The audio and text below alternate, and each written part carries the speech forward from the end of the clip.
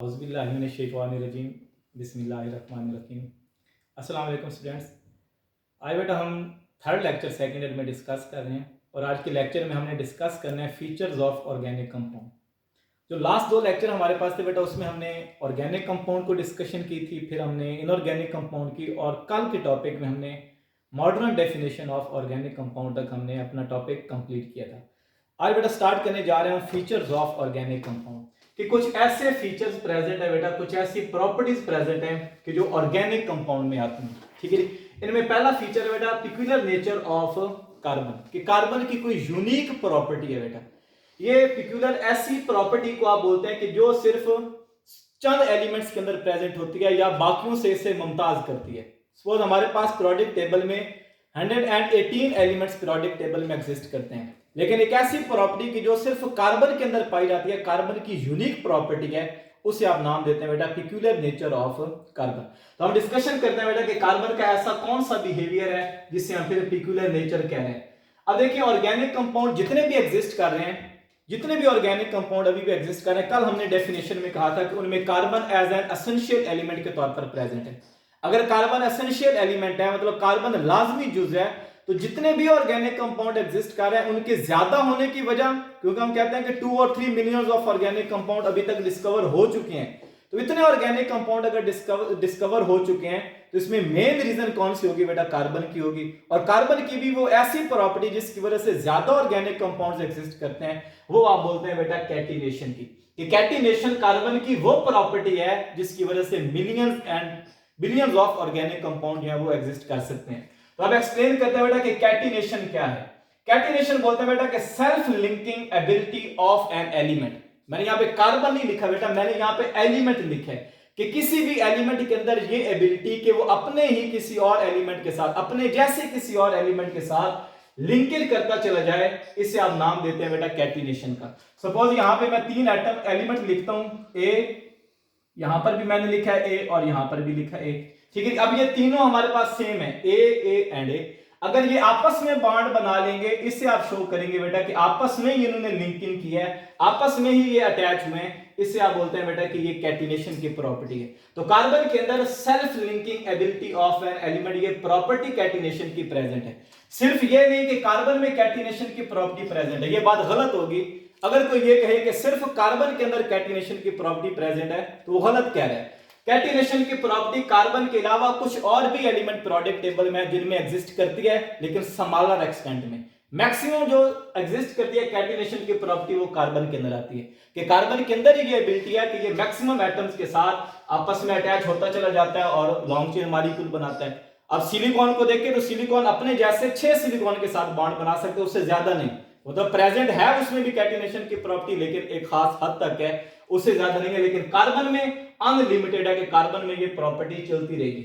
अब अगर self linking ability show कर रहा है, कार्बन अपने साथ बॉन्ड बनाता चला जाएगा। मैंने एक कार्बन लिखी, इसके साथ मैंने दूसरी कार्बन बना दी, तो ये मेरे पास एक नया ऑर्गेनिक कंपाउंड बन गया। 2 कार्बन वाला सपोज अल्केन है तो इथेन का नाम देंगे। एक कार्बन और अटैच करवा देंगे, नया ऑर्गेनिक कंपाउंड बन गया प्रोपेन। और कार्बन अटैच करवा दे, एक नया ऑर्गेनिक कंपाउंड बन गया ब्यूटेन। तो जो ऑर्गेनिक कंपाउंड ज्यादा प्रेजेंट है उसकी मेन वजह क्या है बेटा, कि कार्बन की सेल्फ लिंकिंग एबिलिटी।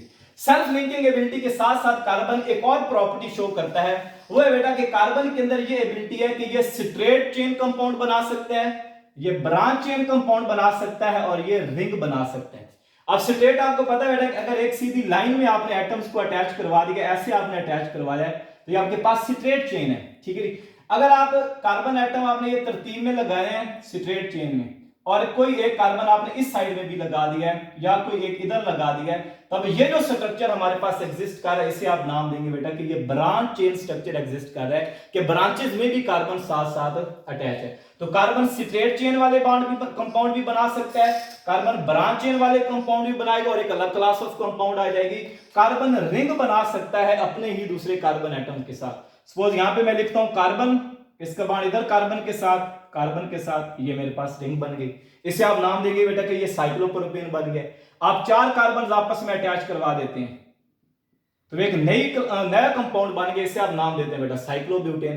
तो कार्बन अपने ही दूसरे कार्बन के साथ स्ट्रेट चेन भी बना सकता है, ब्रांच चेन भी बना सकता है और रिंग भी बना सकता है। इसी वजह से ज्यादा ऑर्गेनिक कंपाउंड्स एग्जिस्ट कर सकते हैं। नेक्स्ट देखिए बेटा मल्टीपल बॉन्ड्स फॉर्मेशन। कार्बन एक और प्रॉपर्टी शो कर सकता है और वो है बेटा मल्टीपल बॉन्ड फॉर्मेशन।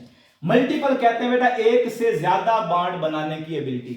मतलब कार्बन आपस में सिंगल बॉन्ड भी बना सकता है। अगर कार्बन आपस में सिंगल बॉन्ड बना रहे तो चैप्टर नंबर 8 के अंदर हम डिस्कस करेंगे कि उस क्लास ऑफ कंपाउंड का आप नाम देते हैं अल्केन का।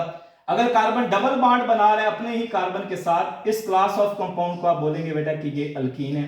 कार्बन अगर ट्रिपल बॉन्ड बना रहा है अपने ही कार्बन के साथ, तो इस क्लास ऑफ कंपाउंड को आप नाम देंगे बेटा कि ये अल्काइन है। तो कार्बन अपने ही दूसरे कार्बन के साथ सिंगल बॉन्ड भी बना सकता है, डबल भी बना सकता है और ट्रिपल भी बॉन्ड बना सकता है। सिर्फ अपने ही नहीं, कार्बन ऑक्सीजन के साथ भी मल्टीपल बॉन्ड बना सकता है, सल्फर के साथ, नाइट्रोजन के साथ एटसेट्रा। मतलब कार्बन के जो मल्टीपल बॉन्ड फॉर्मेशन की प्रॉपर्टी है वो सिर्फ अपने ही कार्बन तक नहीं रह गई, बल्कि वो ऑक्सीजन, सल्फर, नाइट्रोजन और बाकी एलिमेंट के साथ भी ये मल्टीपल बॉन्ड बनाने की एबिलिटी शो करता है। तो पिकुलर नेचर में बेटा आपने तीन चीजें डिस्कस करनी है, catenation, self linking ability, carbon straight chain बना सकता है, ब्रांच चेन बना सकता है, रिंग बना सकता है, और थर्ड वन कि कार्बन मल्टीपल बॉन्ड फॉर्मेशन को भी शो कर सकते हैं।